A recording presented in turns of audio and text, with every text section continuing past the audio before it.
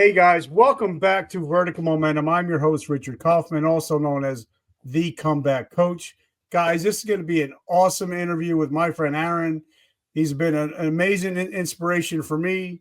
Whenever I get lazy and don't want to work out, I always think, what would Aaron do? Aaron is not only a veteran, he's also an ultra marathon runner. He's a father, speaker.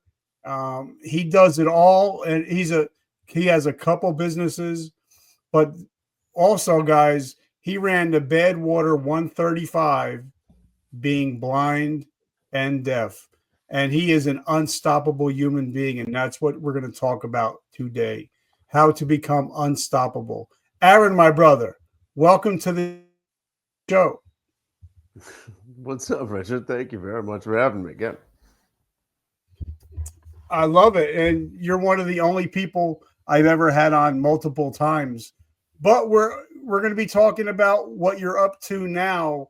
But give us a quick breakdown about where you come from and where did you grow up and why you joined the military. Well, I'm a Midwestern guy. I grew up in Akron, Ohio, the burbs, kind of a Norman Rockwell kind of, autumns, apple bobbing and hay rides and all that kind of stuff. Football, and I loved it, but of course, I um, I was kind of an all-American slacker. Yeah, so I just I didn't pick up the whole hard work ethic. It was the military that instilled that and a whole bunch more in me. So I gotta credit, the military for really giving me, resilience and just appreciation for hard work's sake. And then, of course, to be able to face challenges head on, which definitely came in handy later. Now, most people in the military join one branch. You actually joined two branches. So why did you join your first branch and why did you pick that branch? Well, like I said, I wasn't real ambitious, didn't have goals. And I went to college because that was what was supposed to be done after high school, right? You go to college and you get a good degree, and then you get a good job and make money, start a family, and work towards that pension or something. Um, and when I got to college, and I had no idea what I was supposed to be studying, and really no motivation to do it. So I kind of went looking for Animal House, found it, and created it myself. Um, but then after about 3 semesters and nothing to show for it except the freshman 50, um, I was out on my butt and really embarrassed, really ashamed. When I, it's funny that about a month before I'd enlisted, my entire life I'd absolutely known that I'd never be in the military, but I needed to get my life turned around and get those, internal values and get learn all that stuff the military would teach you. Plus, get that tuition I just wasted back. So GI Bill, military training.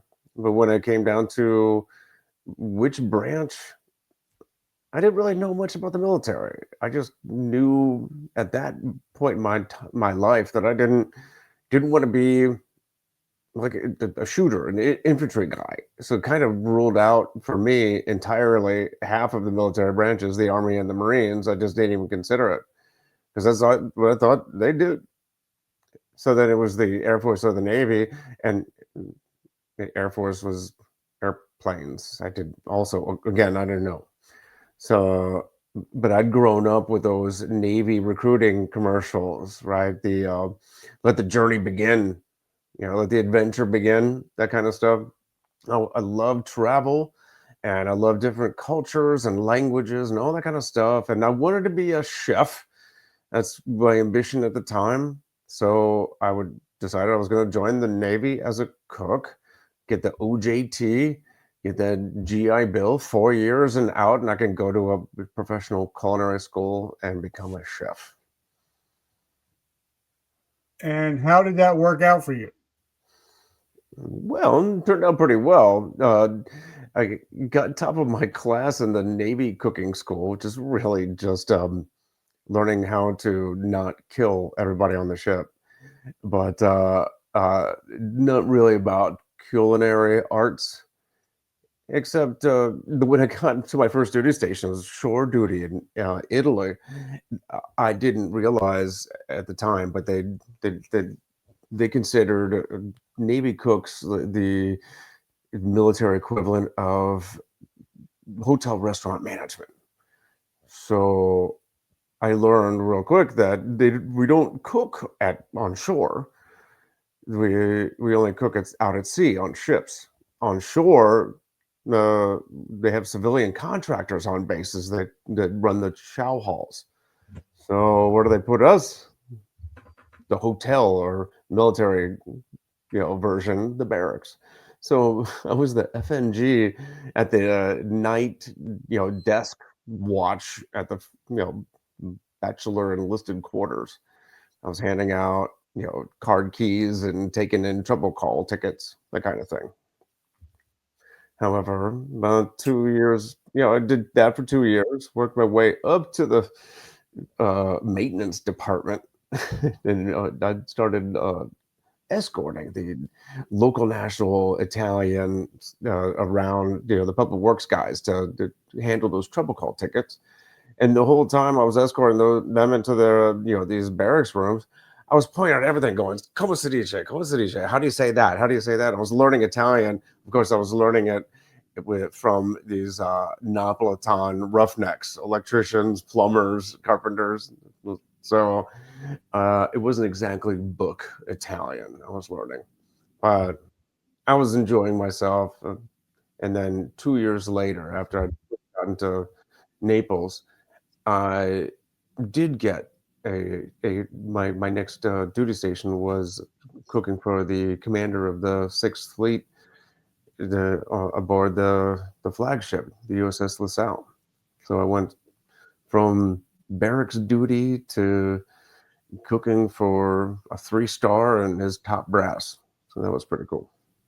So how many years did you do in the Navy? I spent a total of about 8 years in the Navy. Of course, I joined in '99. It was time of peace. But then, of course, that was almost right after getting to Italy. Um, we were thrust into one war. Soon thereafter, we were in 2 wars. And I I picked up those skills, like the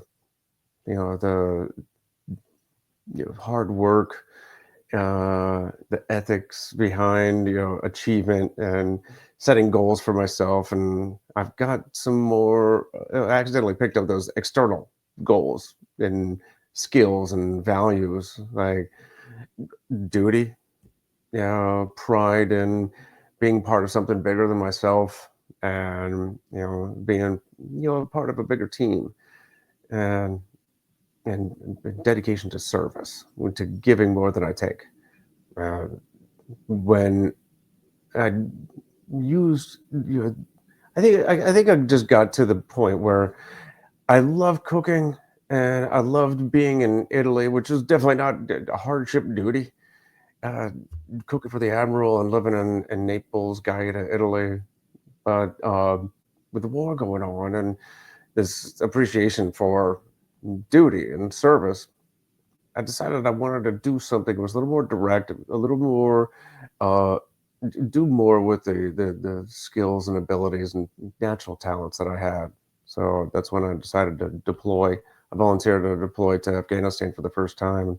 That's where I met some E.O.D technicians, explosive ordnance disposal, and uh, it was amazing. These guys have an incredible job. They're first responders on the battlefield. And they calmly, purposefully walk into a situation where everybody else is trying to get the heck out.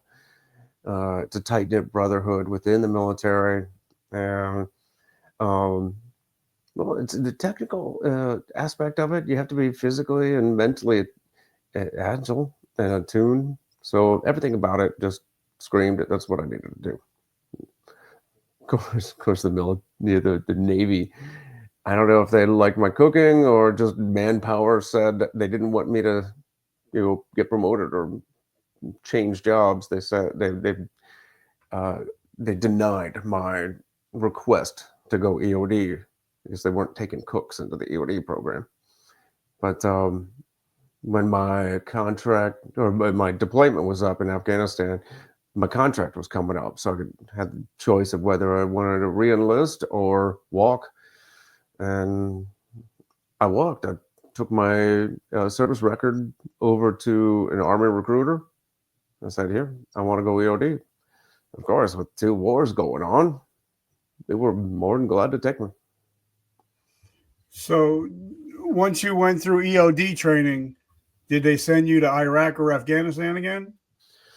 Yes, right. Almost immediately after going through kind of a cut down version of basic Army basic training, and then almost a year to the it was exactly a year of EOD training. Uh, I got I got assigned to a company in Fort Drum, New York, upstate New York, and almost within a couple months, I was in Iraq. Um, I got to keep my rank.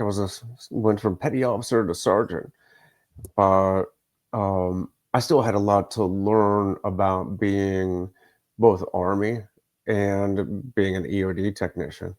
But as a sergeant, I'm expected to have just kind of a higher level of experience. So I was first assigned as a team sergeant to another sergeant, um, to learn, as a mentor, um, and to be his protege.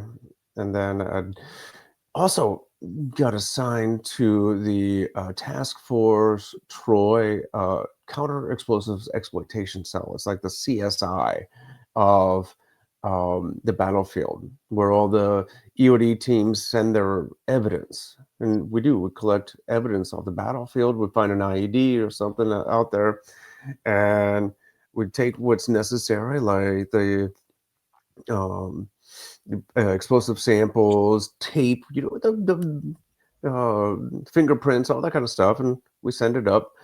And I did what was called triage. I got to separate the different components and send them off packaged just right to the various chemical analysis, biometrics, electronics, all that kind of stuff. And it would then get turned into a storyboard, which would get sent out to all of our intelligence agencies. So how did your first your tour in Iraq go? How did that? How did you get along in that first tour? It went very well. I learned quite a bit, and it um, prepared me for my third deployment, my second as an EOD tech, and it was my first as a team leader to when I deployed to Afghanistan in 2011. I had my own team, and the lessons I learned in Iraq certainly came in handy in Afghanistan. Well, you get to Afghanistan, and after a while, shit goes sideways. Talk to us about your whole situation when shit went sideways in Afghanistan. Well, we were in the Kandahar province, the Zaray district, which is a little bit west of Kandahar proper, and it's a hotbed. It was the birthplace of the Taliban. Um, I was supporting a 4-4 cab out of Fort Riley in a little town called Sia Choi, which I asked the Terp what that meant, and he said, "I think it means cemetery." And it kind of felt like we were in Tombstone, except instead of bullets whizzing all over around us, it was IEDs scattered all over the place. And somebody described it as every step you took was a deliberate act, and that's really how it felt. Everything there wasn't a whole lot of creativity in the IEDs. It was just quantity. There were these pressure plates made out of plywood and some lamp cord attached to a 9-volt battery and a vegetable oil jug of homemade explosive. That's it. Not a whole lot of variation on that, but there were so many all over the place. And my team was running them all the time. We'd also do a lot of post-blast analysis after somebody unfortunately found it the painful way. And then about 8 months into this 12-month deployment, one of them found me. I just came back from 2 weeks of R&R back at stateside. I had 2 weeks of leave. Got to see my family gathered around the table for Thanksgiving. Got to see my firstborn turn 1. It was a great last page in the mental photo album. My team had picked me up in an armored truck, and we were jumping into a supply convoy, heading back out to Sea of Troy, when the patrol leader said, "Hey, E.O.D, we got something on the side of the road up ahead. Need you to take a look." So I tossed the luggage off the robot out of the truck. We got to work. And yeah, it was a pressure plate, jug, 9-volt battery, the whole nine. So it made short work of it with the robot, but I wanted to grab that evidence. So I jumped out of the truck and I made my way towards that ID about, 20 meters or so from the original ID. There was a secondary device that hadn't yet been detected. And that thing punted me into the air. I landed on my knees and elbows, and the lights had gone out. Of course, I thought that my helmet had gotten pushed over my face, but the first thing I wanted to do was the functions check, wiggle the fingers and toes and all that, make sure everything was still where I left it. And it was strange, but it seemed like I was virtually untouched from the neck down. So I figured I could just get right back into the fight. So I reached up to fix my helmet and to find that the thing was gone. And that's when I thought, oh no, this is bad. My first sergeant is gonna kill me for losing that. Anyways, that's when I definitely realized that I'd taken some injury, and my team grabbed me, dragged me back to the safe area, and I was on a medevac chopper heading right back to Kandahar. And within 48 hours, I was at Walter Reed, and the doctors were telling me that I'd be blind for the rest of my life. So, and we've talked about this before because we've been friends for years. We talk every week, at least once or twice a week. But what was it like? Because I remember when I lost my vision, and I remember sitting there not being able to see anything, and just so many thoughts are going through my head. So talk. What was your thoughts? It's almost cliche, but almost embarrassing to admit it. But I went through those phases of loss, of grief, right? Denial, bartering, anger, all that stuff. And I was going. The thing is, the first somebody's asked, what was the first thing that went through your mind when you got injured? I said, blast overpressure. But that the truth is, when I got to Walter Reed, I didn't have a whole lot of time during the day to really reflect on what was going on. It was a whirlwind of doctors and nurses and Army bureaucracy and elected officials and nonprofits coming and going, my family coming in. It was always something. And also, I didn't.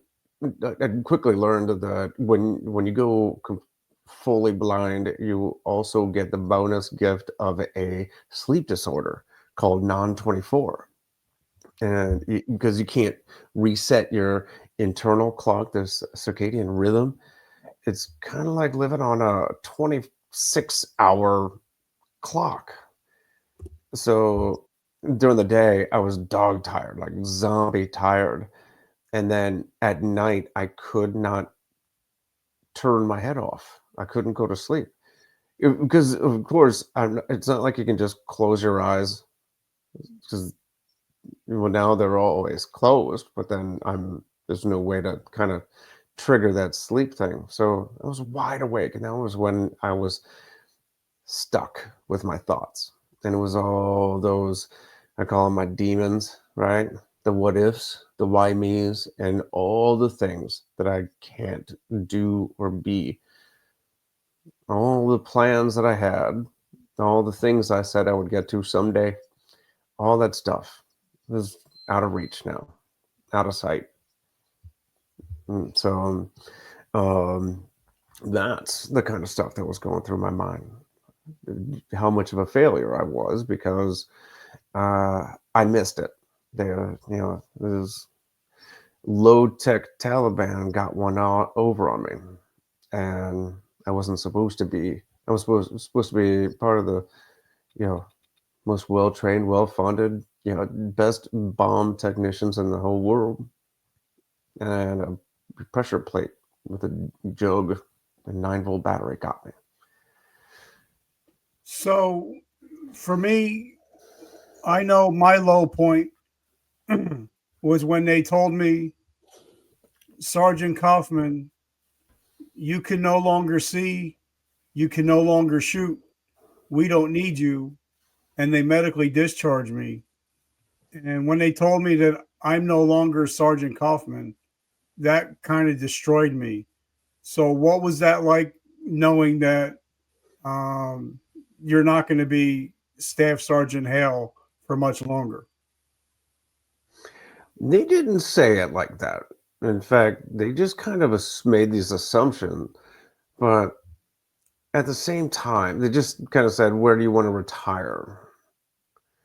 And by the time that question had come around, I was already training. I was already learning how to use my accessible, uh, smartphone, computer, that kind of stuff. And I was getting on the internet and searching stuff like blind plus outside, blind plus running, blind plus climbing, anything to get my butt out of the bed. And I was learning about like guys like Eric Weinmeier, who was the first blind person to climb Mount Everest, and Lonnie Bedwell, who's the first blind person to kayak the entire Grand Canyon. And I found out that there were actually a handful of active duty blind soldiers out there, like Ivan Castro, who'd even earned his commission and uh, was active duty at the Army's Special Operation Recruiting Branch at Fort Bragg, and Captain Scott Smiley, who became a company commander of a warrior transition unit, basically, a wounded warrior company. And these guys were all doing these amazing things, and it helped me turn around all that negative thinking, all those the demons that were telling me that my life was over. And I was saying, okay, instead of I can't, it was like I can, but how can I? And if these guys could stay active duty, well, how can I? And I knew that, of course, I couldn't be an E.O.D. technician any longer, couldn't do the job. They don't even like it when you're colorblind, the whole red wire, green wire thing. But I could instruct. So when it came time, when they came around to say, where do you want to retire? I just said, I don't. And I told them my plan. I said, I want to go get sent to Eglin Air Force Base to the Navy's EOD school there, because the Navy school is where all branches send their EOD students to become EOD techs. And I had no idea what kind of red tape it would be sending a wounded soldier to a Navy school on an Air Force base. But they made it happen, and I became an instructor for about a year and a half. I was down at Eglin in the Florida Panhandle. And, well, eventually I did take my retirement. I'm still here in the Panhandle. So, you know, so now you're I'm not saying just, I mean, but you're blind at this time. And then eventually, a little bit later, you get sick again and you lose your hearing. So, because a lot of times when one sense is diminished, a lot of the other senses get heightened. So now you're down one sense. What happened to your hearing? Well, of course, with the blast, I'd lost some of my hearing. They'd actually blown out both my eardrums, and I even had to get what's called a tympanoplasty, where, because your eardrum, even if it's perforated, blown out, it will heal and close up on its own sometimes. But my right ear was pretty well damaged, so they had to do basically a skin graft over the eardrum to replace it. However, it was pretty extensive hearing loss in my right ear, but my left ear was pretty good. So for the next 4 years or so, I was doing my best to be becoming the best blind Aaron Hale I could be. I sought out Eric Weinmeier and went mountain climbing with him. I sought out Lonnie and I went kayaking with him. I started running, and I was running marathons, and basically, making the best of my situation. And I was actually starting to do more with, I guess, my potential than I had been, before losing my eyesight. But yeah, in 2015, because the injury was in 2011. Besides losing my eyes, the blast had also cracked my skull, and it had been patched up, but I guess there were still some openings, still cracked in my sinuses, and I contracted bacterial meningitis in the summer of 2015. So 10 years ago, uh, I found myself right back in the hospital. And the bacteria was actually brought me closer to death than the bomb blast had. And through the ordeal, it stole what was left of my hearing, and it left me completely deaf. My ears, to this day, are totally turned off, and the only way I can hear is through this one cochlear implant in my left ear. Um, like I said, the damage to my right ear was so extensive that the cochlear implant couldn't even help. Oh, speaking of bonus gifts, the sleep disorder with the blindness, when I lost my hearing, I got the bonus gift of losing my sense of balance, the vestibular balance, that inner ear gyro. So when people ask me, do my other senses get sharper? They're falling off all over the place. The only thing that's sharper than ever is my sense of humor.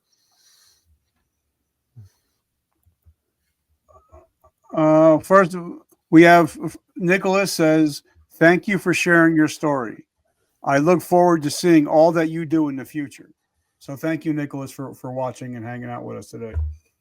So Yeah, now, welcome. not only are you blind, now you're deaf, and we didn't even talk about the traumatic brain injury. And loss of memory and stuff like that. So talk to us about the TBI, because a lot of us, including me, have a TBI, and that can be challenging also. So now you have three different things going on, correct? Hmm. Well, I do definitely glaze over that in the story because, well, frankly, there was so much. So, the cracked skull, the leaking spinal fluid, loss of my eyes, loss of my hearing, balance, sleep disorder, and from the beginning, I mean, even before they'd flown me from overseas, I had to spend 24 hours in Landstuhl before they felt it safe to do the transatlantic flight because of the altitude, the pressure change, because my brain was swelling. It was so that had to be monitored. I spent about, it was 5 or 6 weeks in at Walter Reed. But by the time my face and my eyes had healed up enough, there really wasn't anything they could do for me there at in Bethesda. So they actually sent me down to James A. Haley, the VA hospital in Tampa, where they have a polytrauma center, and I spent a couple weeks at the spinal cord and TBI center. Um, for me, though, thankfully, uh, I think it will. Looking back, no pun intended. I could tell that there were some more behavioral, maybe decision making uh, things. There was a lot going on. The whole change of life scenario. It was a very surreal experience from the beginning, but my decision making power wasn't incredible. So I can definitely tell at moments where I just didn't use great judgment. But when it came to memory, it, there was it was a neurosurgeon came in and gave me one of those uh, mental acuity tests. Of course, I couldn't do the visual part, but he did a verbal version of it. And asking all those kind of questions, like I'm going to give you a series of words. You tell me how many of them you remember, which ones were the pieces of furniture, which ones were vehicles, which one were animals, and I would just start reciting them back to him. Those kind of questions where, okay, go through the alphabet from A to Z, and just but with names of animals. Who wrote Alice in Wonderland? These kind of questions, right? So comes back a couple of days later and goes, "All right, I got your scores, and you got a 99th percentile in general knowledge, 99th percentile in mathematics, and a 96th percentile in memory. So I think we can get you out of here in the next couple of days." And me being the E.O.D tech that I was, I said, "Can we do it again? I can get it. I can do better." So it was just this kind of competitive spirit of mine. But thankfully, what it proved was that I hadn't lost my memory, or that mental acuity, which or at least it did come back. So I'm very glad about that. Well, Deborah Green says, "What an amazing story." So thank you, Deborah, for hanging out with us today. So because when we eventually we're no longer in the military, we kind of have to reinvent and reimagine our life again.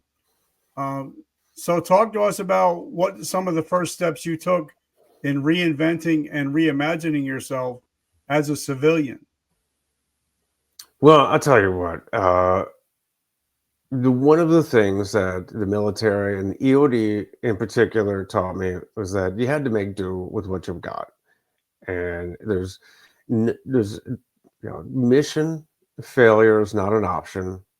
If things being hard were never a good excuse for mission failure.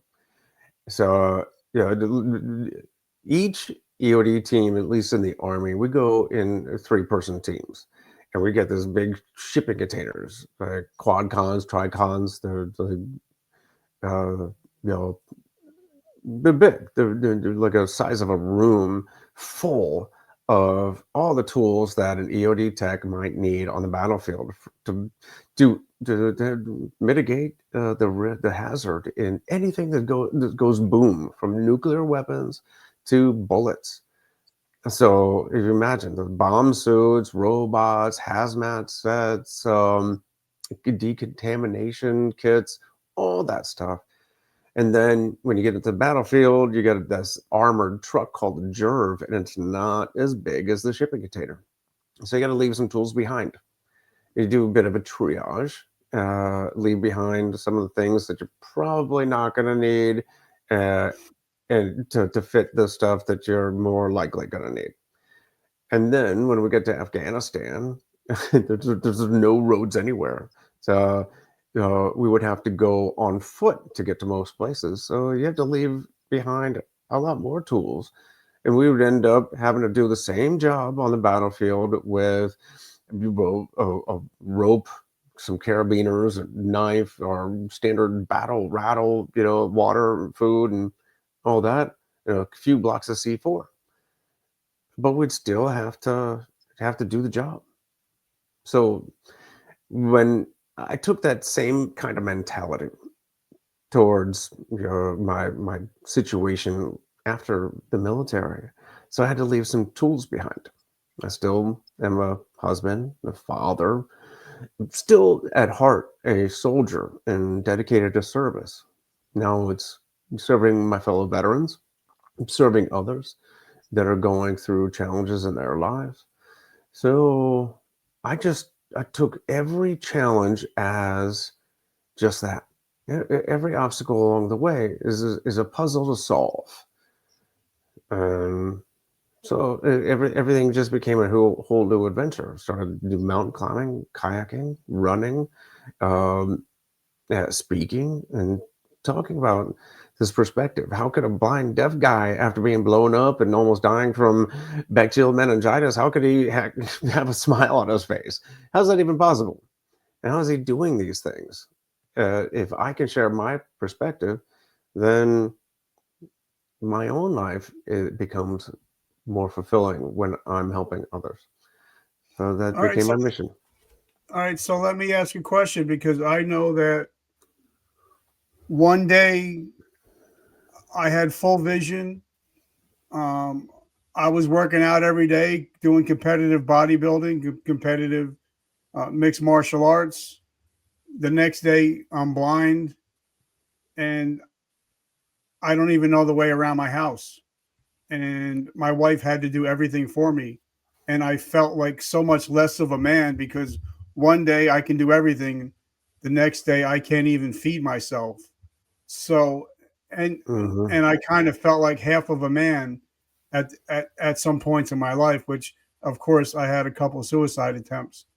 But talk to us about what it was like to come home and never being able to see your wife's face again, and having to go through that mental stuff that, wait a minute, here I am, I was an EOD tech, I was kicking ass and taking names. Now I don't even know my way around the kitchen.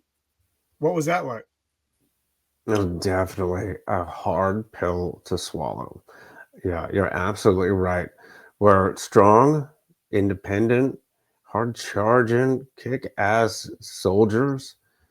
Uh, and EOD techs they come in a couple different flavors, but altogether, we're kind of like these alpha nerds, right? The go-getters that are both fit and smart to be able to do the kind of job they do. So to be reduced to this blind guy, this blind deaf guy, and not being able to, step out the front door and go for a walk, right? Uh, when I came back from the hospital after the meningitis, I came home in a wheelchair. I had to hold on to my counter to not fall off the stool. So yeah, you're absolutely right. I had to deal with this, what felt very emasculating, very helpless. And I had to lean on my family, lean on friends and neighbors to be able to do it. But you know what the truth is, life life is hard. Sometimes we don't get to choose our hard. Sometimes we do. And I had been choosing my hard by doing the military, becoming an EOD technician. I was choosing my hard when uh, I started mountain climbing and running and training. And when a challenge came to me that wasn't of my choosing, at least I'd been I've been preparing for it without knowing. And while yes, I had to swallow that mental pill of losing those couple tools I had to leave behind. Uh, it was a mental thing. I'd already been ready. I just had to shift my gears, my perspective to a whole different life. This is what it is. And one of the other things was you can turn, you can have excuses or you can have reasons. And the problem is excuses get you nowhere, right? There are reasons to fail, reasons to give up. If I if I left, if I just stuck around and just used my excuses, I could never answer this one question. Then what?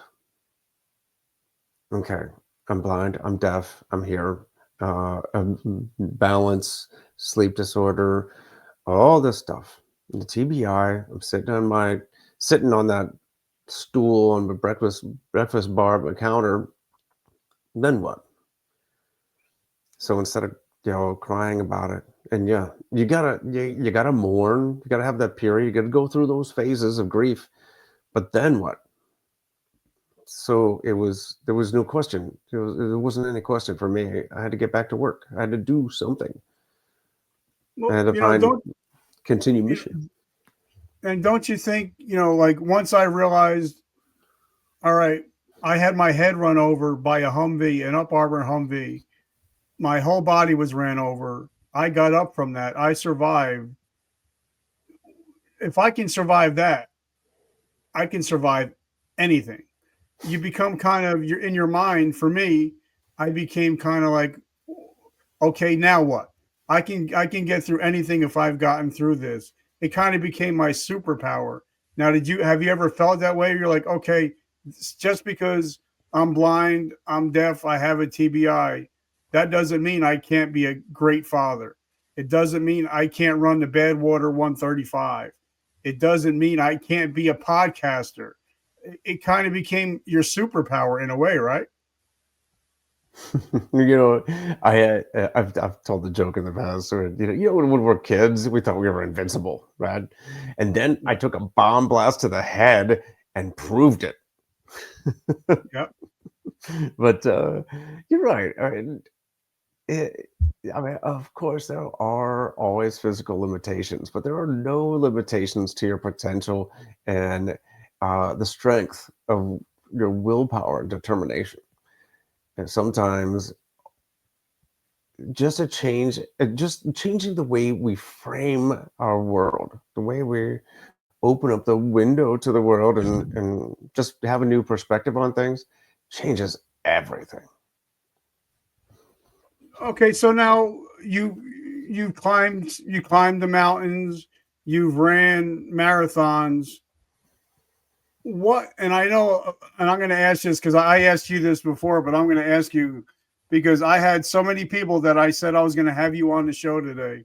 They're gonna like, you got to tell me first of all why, and then second of all how do you run a marathon or a Badwater 135 being blind and deaf?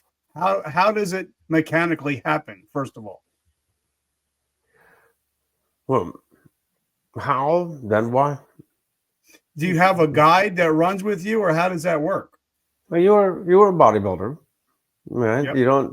You don't start by benching 350 pounds. How do you Yep. start benching?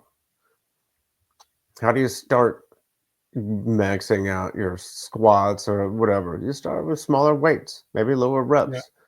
You start at the beginning. And now I might have bitten off a little more than I could chew right at the beginning. Is after I talked to Ivan Castro, that the blind Army Ranger. He's the one who convinced me to start running. Um, he'd always made it a point to run the Air Force Marathon, the Army 10-miler, and the Marine Corps Marathon every year. I thought, wow, that's patriotic. Pretty cool. You know what? I'll do that too. And I registered for all three of those and somehow got talked into a couple more marathons. And I turned, all of a sudden, I found myself, I was registered for 4 marathons and the 10-miler, all within the span of 4 months. And I'd never run anything longer than a 10K in my life. So the how was get started and find a coach, get connected with other people that are doing what you want to do. So I got a running coach who gave me, a training plan. I sought out a local group, actually it was Team Red, White, and Blue, the veteran service organization, and I reached out to them and said, "Hey, I want to start running, but it's really bad for my health to just lace up and step out the front door on my own."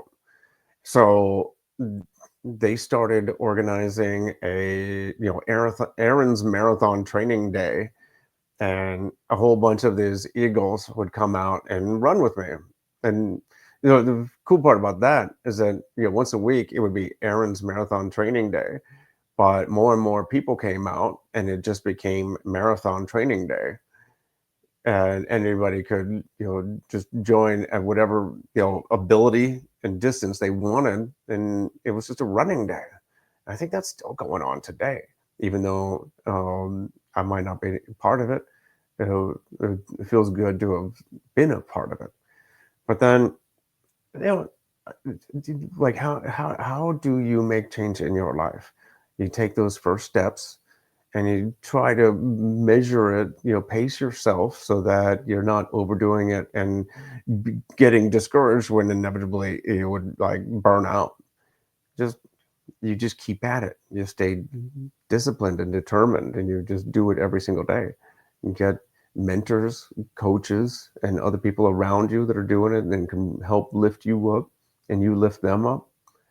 And the marathon turned into my first ultra marathon, which was a 12-hour. I did about 50 miles or so, and then I started looking further and did a few 100-milers, and those qualified me. You can't just register for Badwater. Uh, in fact, you have to run a minimum of 3 100-mile ultra marathons just to qualify to apply to be invited to Badwater, and um, that's that works for those simple methodologies work for just about any goal in your life, right? Don't try to do it alone. Don't try to do it all at once. Find experts that are doing it and ask, figure out how they're doing it and do it with them. Okay, but then not only are you a father, you have amazing children. You you were a you had a real estate company. You had EOD, your own food company, and you're also doing speaking, podcasting. So how do you? Because a lot of people would think, okay, I'm I'm just gonna if they lost their vision, they're just gonna sit home, collect their check. But you kind of you become the master of it all. So how do you go about having the discipline to have a business, two businesses, to have a podcast, to be a father? How do you get put your days together? Do you have a scheduler? And how was that starting out, trying to figure out a new schedule? Well, for almost everything except the parenting part itself, I found that, uh, I haven't even mentioned this, but well before all of the injuries and illnesses and all that stuff, I kind of have attention deficit disorder or ADHD that just runs in the family. My dad is dyslexic, my brother also. So, uh, one, I can't just sit still. I can't not do things. And when I was retired, I couldn't just not do things. So it was actually the fudge company came out of a kitchen therapy, so to speak. I just started cooking a lot, and all of a sudden we were like, before we knew it, we had a fudge company, Extraordinary Delights, or EODfudge.com. But also with that, I realized that if I try to do everything myself, I am already a huge bottleneck. Then add the blindness and the deafness onto that. And I have accessible computers and all that kind of stuff.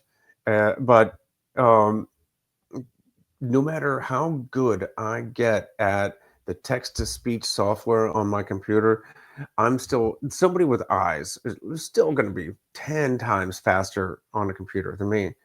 But I don't have to do it alone, and I shouldn't. So I start a business, I start, investing in real estate or whatever it is.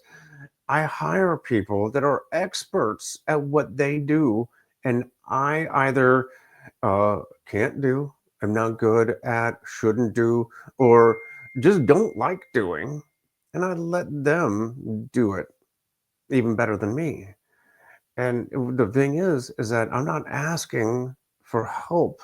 It's not like I'm, um, coming from the victim point of view, like I should be able to do this myself. No, I'm coming from this business owner who's creating jobs. And yes, I have a virtual assistant who's fantastic, and she helps me keep the emails and the calendars and my podcast guests organized and informed, because that kind of stuff, like I'm I'm tragically incapable of keeping that organized. So I hire somebody who is really good at organizing things and loves doing that. And that, same with the real estate. Maybe I could swing a hammer, but I remember even before I lost my sense of eyesight, right? I could not make like carpentry or whatever. I cannot make a square angle to save my life. I like working with my hands, but somebody else, either they're contractors that's what they do. They like doing it. They're really good at it, and they want to make money doing it. Well, you know what? I get myself out of the bottleneck. And if I try to do all the stuff with a fudge business, a real estate business, with a speaking business, with a podcast, then I wouldn't have any time at all for my own fitness or being that parent that I really want to be. And when you hired me as your podcast coach, um, I Exactly felt right. very intimidated. I felt very intimidated because how do I teach a guy that is blind and is deaf? And I spent many nights awake praying to the Lord. I'm like, Lord, just let me provide enough value. So, what made you want to start a podcast? Because a lot of people would say, wait a minute, you're deaf and you're blind. How are you going to start a podcast? But that's exactly what you did with Point of Impact. So, talk about your podcast. Why did I want to start a podcast? Well, I didn't Yep. want to be the only one without one. I'm just kidding. No, just like I was telling you earlier about being able to share the story with others that might be going through their challenges of their own, and all they might need is a little perspective change. Yeah, I started speaking and telling my story because I was once told, or maybe I read it in a meme somewhere, that the it may be one day your story, the story of your struggle, might be another's blueprint for survival. And I really took that to heart. So I can tell an audience of 50 or 100 or 1,000, and I could start a podcast. And who knows how many tens or hundreds or maybe millions I can eventually reach if I just have a good enough podcast and I have the right message. So again, I'm trying my darndest to be a great podcaster. And if I want to be the best, I gotta hire the best. So I find the right coach, right? And then, but now you just had a great speaking gig in Tampa. You got another speaking gig coming up. So now you're actually starting to get out there a little bit more, getting these speaking gigs. So what is it like speaking in front of all these people that you can't see? One hand washes the other, right? I speak, and of course, I'll mention my podcast while I'm speaking, vice versa. While I'm podcasting, I might happen to mention the speaking, and I'll get more invitations to events in the future. Yeah, the event in Tampa was fantastic. It was for a great cause, the Florida's National Veteran Cemetery. And uh, yeah, I've got a few events coming up this year, but it's funny. I've become very comfortable behind a podium.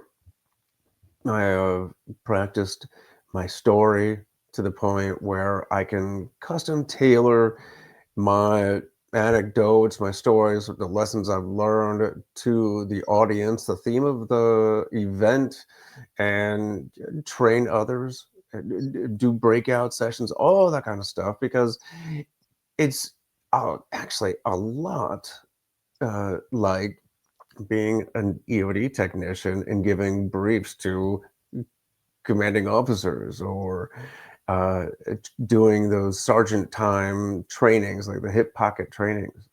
Yeah. So I'm very comfortable with that. My latest challenge is getting behind the microphone and talking off the cuff to the ether when going live. So that's the next challenge I'm trying to tackle. And not only that, but you also just started a brand new Facebook group. Let's talk about that a little bit. That's right. Well, it's the work in collaboration with the Point of Impact podcast.